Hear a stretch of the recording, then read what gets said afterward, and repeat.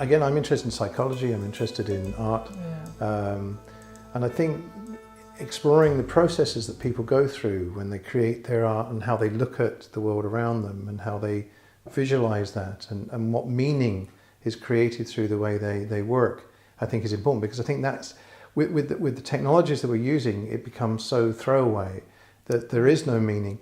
But I think exploring depth, exploring what motivates those even just a line on a piece of paper, what draws you to that, I think is really important. Well, one's own mark making is your signature, is who you are. You know, if you make a mark, Janet makes a mark, I make a mark, it's completely different. And you asked me about coming back to Ireland, you know, and I went off on the earthworks tangent of the America's Midwest. So here, you would have softer ideas of earthworks. There's a Buddha head behind us, and Buddhist artists, you know, collect the pollen off of, you know, tiny flowers, days and days and days, you know, and then we'll develop a carpet on the floor of a gallery. I mean, Richard Long, a British artist, you know, walked and showed us lines in dew, you know, the difference between where the dew is and where the dew isn't. Let's see how it goes. I've got myself involved in something called the Forest, here it is, Peace Forest Ireland project on beautiful hemp paper, and that was launched in another wonderful venue in Dublin last week, the Mansion House. And they are planting trees for peace, and trees, how I found out about them, they have planted a tree for every person who's died in the Troubles on the border. It's a cross-border project. Yeah, and they want to develop a peace center, and there was an olive tree that was brought to Newry, and you began this morning talking about tree planting. Yeah, yesterday I was filming, I had an old boot, and Rowan's son-in-law has started this venture of trying to get people to learn the names of trees. And one of the things that he thought was quite useful was that if you have a memory associated with a pair of boots or shoes, wouldn't it be lovely to actually plant a tree in that?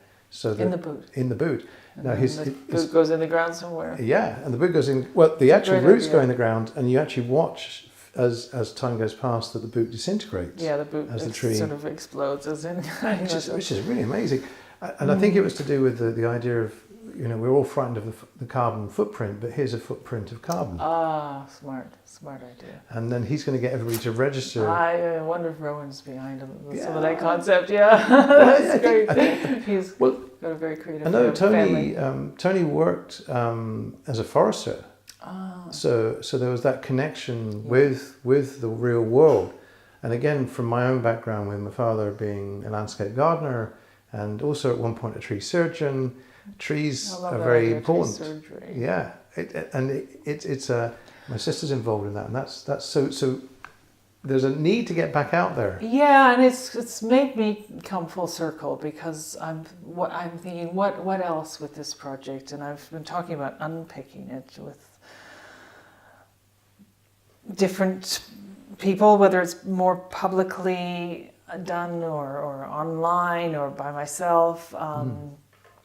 I met with another Newry artist involved in piecework now, Raymond Watson, and I said, I'm thinking of unpicking this. What do you think of this? Because he had done Flags of Hope bunting in 2011, that project, along the peace lines. And he immediately got it, and he said, what are you going to do with the threads? And then he said, I've got a concept.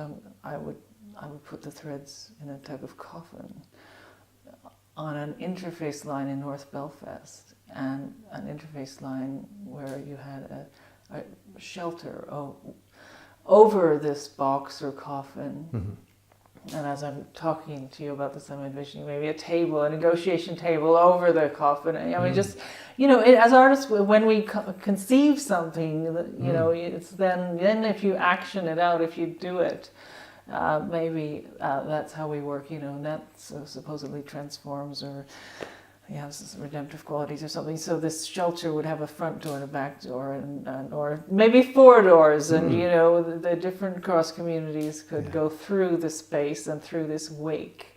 of sorts with the threads. And it was interesting that he had jumped straight to the threads, because I was still thinking about the pulling of drawn work, which a feminist folklorist and art historian named Linda Pershing in the United States has talked about. And she's talked about it in terms of actually the erasure of women leaders as actors in the peace process. You mentioned the women artists quite a bit, and I know that there have been comments about, so far most of my interviews have been with men, and I've been trying to get a women's voice in the kind of what I'm trying to do at the moment. You stumbled upon Janice and I. Yeah, and it wasn't done deliberately. It was just the way that things seem to have opened up. So, but with the way that things are changing, or are they changing, in the way that the concept of the women artists that you mentioned and the gender, should there be gender in the way? I know. I probably shouldn't talk about it that way.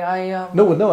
I think it's important to actually discuss, because I think it's relevant in the way that. You mentioned, do we see ourselves as artists, or do we see ourselves within the gender of artists? And I think that's an interesting thing to explore. It's complicated. I think Janet, who's my host here, this time I've been in the cottages, but now I'm in her home in the gatehouse, and over breakfast. And really, she said she sees the people under 40 as having a completely different view, certainly in the South, of they're Europeans. I noticed that every 5 years of people younger than me who are women seem to have a whole different take on the world, some of which I'm probably jealous of. It's always in my head about gender partly being in sculpture.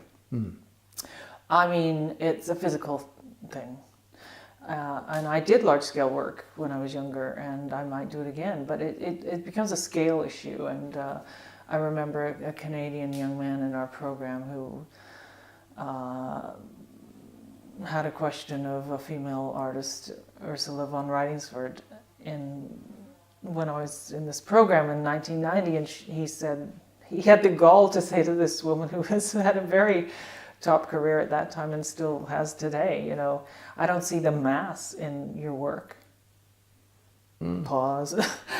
I mean, I just see surface. I just see scratches in the surface of the wood. So that would be a typical comment of my generation. Okay. Yeah, it would be. And that's where it really is. It's like, I don't see the mass because I don't know if you could move that object.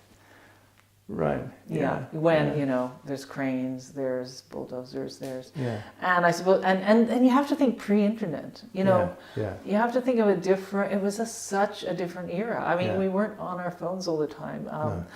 It was, you had to use your body a lot more even. And I was from the tradition where in California they were doing art about light. Robert Irwin, who we all looked up to and we all read about, very conceptual artist about light.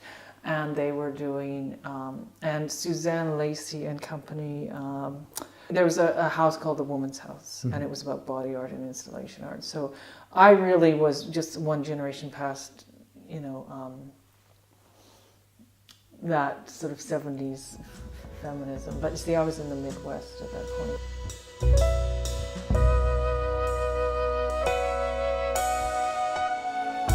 We have more on the way, so please subscribe to this channel and check out the link below if you'd consider becoming a patron to help us keep making more content. Thanks for watching.